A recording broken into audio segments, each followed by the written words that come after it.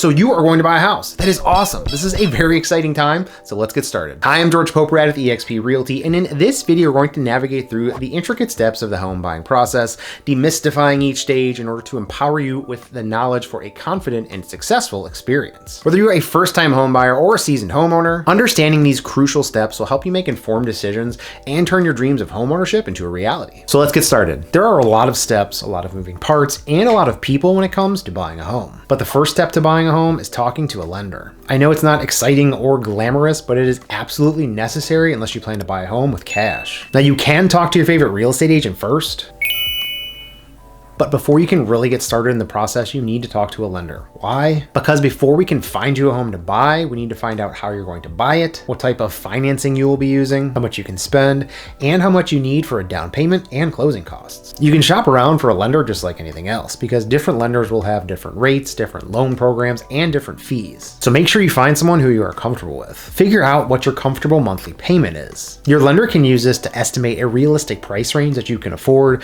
considering your income and expenses.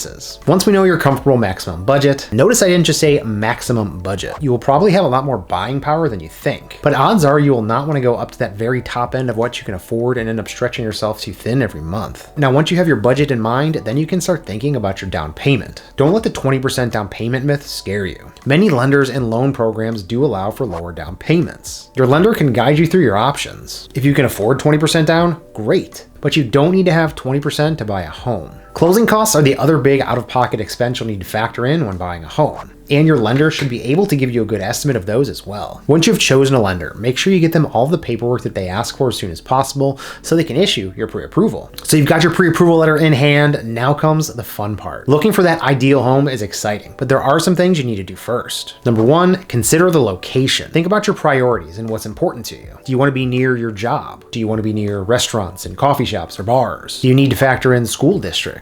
Once we've determined which location fits your lifestyle and your needs, then we can move on to the home. You'll want to start compiling a wants and needs list. Make two lists: the must-haves, number of bedrooms, number of bathrooms, and desirable features. Open floor plan, updated kitchen. Try to be realistic and flexible. If you are a first-time home buyer, your tastes and expectations may evolve after we've looked at a few properties. You may realize that you don't actually need as big of a house as you originally planned. If you really want 4 beds and 2 full baths, but can make do with 3 bedrooms and 1.5 baths, that can open up a lot of possibilities. You may realize that you can make do with a kitchen that isn't updated with top-of-the-line materials. Once that picture becomes a little more clear, then we can narrow down the list of homes and really focus on what fits you. And remember, if you're a new buyer, your first home doesn't have to be your forever home. It may fit you fine for 5 or so years, so make sure you consider that when putting your list together. Next, don't get hung up on the superficial updates. Focus on the big picture. Consider the roof.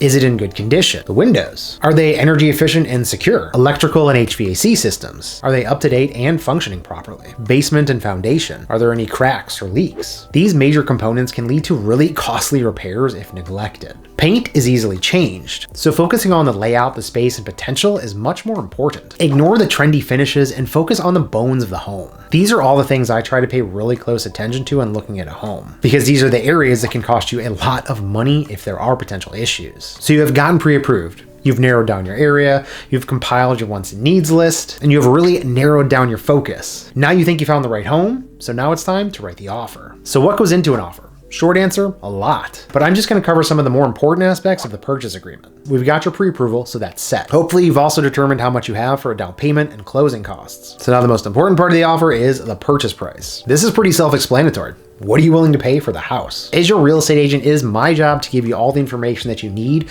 to make a well-informed decision on the purchase price. Lowballing an offer in a seller's market like we've been in is generally not a good idea. But if a home has been sitting on the market for a longer than normal period of time, odds are it's overpriced. Either way, we'll look at recent comparable sales in the area to see what similar homes have sold for and go from there. Now, if we're in a multiple offer situation, it'll be a bit different, and you will most likely have to overpay for a home that you really want in order to get it. Now, the second important important aspect of the purchase agreement is the closing and possession time frame. A good rule of thumb is 30 to 45 days to close, depending on the type of loan you are applying for. Now, some lenders can close more quickly, but we'll need to decide what makes the most sense for this particular transaction. Does the seller need to find a home and maybe need a longer closing period? Or might they need to do a rent back agreement to stay in the house after closing until their next one is ready? Do you have to be out of your home by a certain date? These are all things we have to factor in for closing and possession. Now, if we are in a multiple offer situation, this can be a key factor. If you can afford to be flexible with the timing, that might be more attractive to a seller because you could possibly close quicker if they need to, or you can give them some extra time after closing. The third important aspect of the purchase agreement is seller concessions. This is where we can try to negotiate with the seller for them to pay a portion of your closing costs. You'll want to have a clear picture from your lender on how much you actually need to bring to the table to close on your loan. That way we can figure out how much we can ask for the seller to pay. Now, there are some rules stipulating how much a seller can offer in credit depending on the type of loan you're using and how much money you are putting down. You can pause the video to check out this chart right here. Now, we don't want to ask for too much and turn the sellers off, but we want to try and maximize it as best as we can to save some money in your pocket. Now, if you really need to have the seller pay a large portion of your closing costs, we can sort of compensate for that by making a higher offer. That way, the seller can still get what they need and you can save some cash in your pocket. Now, one thing to keep in mind here is resale value. If you need to drive the price up in order for the seller to pay closing costs, you might end up overpaying a bit. And if you need to sell in a few years, you might not see everything back. No one can predict the future, but having a good idea of what your next 5 years should look like is pretty smart. Another important piece of the purchase agreement is going to be the earnest money. What is earnest money? Who handles it? And why is it important in a real estate transaction? Simply put, earnest money is a deposit made to a seller that represents a buyer's good faith to buy a home. In most cases, earnest money is delivered after the purchase agreement is signed, but it can be attached to the offer as well. The funds are then typically held in an escrow account until closing, at which point they are applied to the buyer's down payment and closing costs. Now, the amount of earnest money can vary depending on where you are in the country, but a good rule of thumb is about 1% of the purchase price of the home. If all goes smoothly, the earnest money is applied to the buyer's cash needed at closing. However, if a deal falls through due to an inspection contingency or any other contingencies listed in the contract, the buyer will usually get their earnest money back. In rare cases where a buyer will simply walk away from a deal for no reason, odds of them getting their earnest money back are pretty slim. Lastly, we want to look at what's included with the home sale. Are some or all of the appliances staying with the home? Is there room for negotiation on any of these things? What about window treatments or certain home furnishings? Outside of appliances, these things are referred to as chattel, and they're typically not included in the purchase agreement because they don't actually have any impact on the value of the home. But they can be handled outside of the transaction with a separate agreement between the buyer and the seller. So those are some of the most important aspects of the purchase agreement. There's a lot more in there, but these are the things most buyers and sellers tend to focus on. So we have written the purchase agreement and you and the seller have agreed on price and terms. Next up is the home inspection. Now, this is an important one. I never recommend buying a home without a home inspection. Paying a few $100s for a home inspection can save you thousands down the line. Now, there is the general inspection, which you should always have, and then there are things you can add on, such as radon test, pest inspection, well and septic inspection if your home has those things. Now, again, even though I always recommend them, home inspections are optional. In some cases, when there are multiple offers on the table,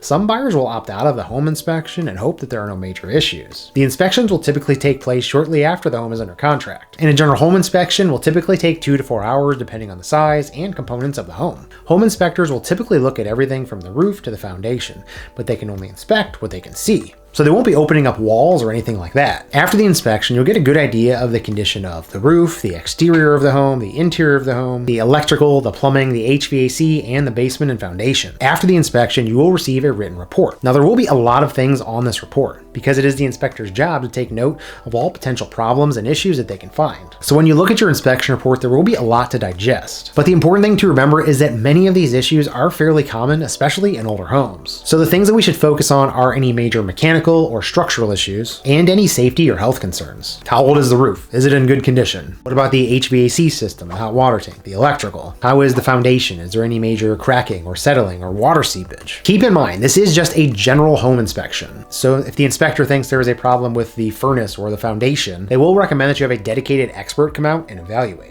Now, your inspection report will most likely have a long list of items, usually mostly minor things, but with multiple pages of items, it can be a bit scary and overwhelming. So once you've read through the report, figure out what the major concerns are that you might have, and what items seem like they could pose a problem in the near future. Take those items that you are concerned about, call the inspector, and ask questions about them. We can then make a list of the items that are most important to you and bring them back to the seller to see if they'll make any repairs if they are indeed necessary. The most important thing to do is ask questions. Make sure you understand what it is that you're actually concerned about. After you have reviewed the inspection report, you will typically have a set amount of time in order to decide what you want to do. You can either move forward as is, ask the seller to make any necessary repairs, or issue a credit to help cover the cost of those repairs, or you can decide to terminate the deal if there are just too many red flags on the inspection report. If you do terminate the deal, both parties have to sign a mutual release in order for you to get your earnest money back. Once you've decided to move forward, the majority of your next few weeks will involve the loan process. Your lender will request all of your financial information, tax returns, pay stubs, bank accounts, investment accounts, any student loans or car loans, or any other debt that you might have. They will verify your employment and more. So having all that information readily available before you get started is going to make things a lot easier. During this process, the appraisal will also take place. The appraisal is a crucial step in the home buying process where a licensed appraiser evaluates the property's true market value. It is an unbiased assessment that ensures the home's purchase price reflects its condition and features, and aligns with the rest of the market. Lenders require appraisals in order to safeguard against lending more than the property is worth. If the appraisal comes in lower than the agreed upon price, it can impact the financing, which can require renegotiation between the buyer and seller, or can potentially kill the deal. A fair and accurate appraisal is essential for a smooth and successful home purchase. So after the appraisal is completed, the conditions for your loan are met, and your lender gives you loan approval, then you will receive the closing disclosure. Now, I've got a separate video on what the closing disclosure is and how to interpret it up here. So your home buying journey is almost over, but we do have a couple things to do first. The first thing is the final walkthrough. Now, we will usually do this the day before or the morning of closing. This walkthrough is just to ensure that the home is in the same condition it was promised to be delivered in, and there are no new problems or issues inside. No water spots on the ceiling or broken fixtures or cracked windows. No missing appliances if they were negotiated into the purchase. The next thing you'll have to do is verify with the title company. Make sure you know when and where the closing will be taking place and what you need to bring with you. Make sure you have all proper identification and any additional paperwork that they may require. Next, you'll want to verify the amount that you will need for closing. Odds are you will be wiring this money, so make sure you physically speak with the title company to verify the amount needed and the wiring instructions. Wire fraud is a very real thing, so even though they may send you an email with the wiring instructions, always make sure you actually confirm with the title company before sending the money. Lastly, make sure your hand is stretched and ready to go, because there will be a lot of papers to sign and we don't want you going down with a hand cramp. Once you are signed, then we will celebrate and get you into your new home. Congratulations! You've now navigated the intricate journey of the home buying process. From the excitement of house hunting to the meticulous steps of financing and closing, this process is not just about finding a house. It's about finding a home where memories will be made. And if you've got a great real estate agent by your side guiding you along the way, it can really be a fun experience. If you're thinking about buying or selling a home here in the Cleveland area, or if you just have some real estate or home related questions, reach out, let's have a conversation. No stress, no obligation. Let's just see if making a move right now might make sense for you. Thanks for watching.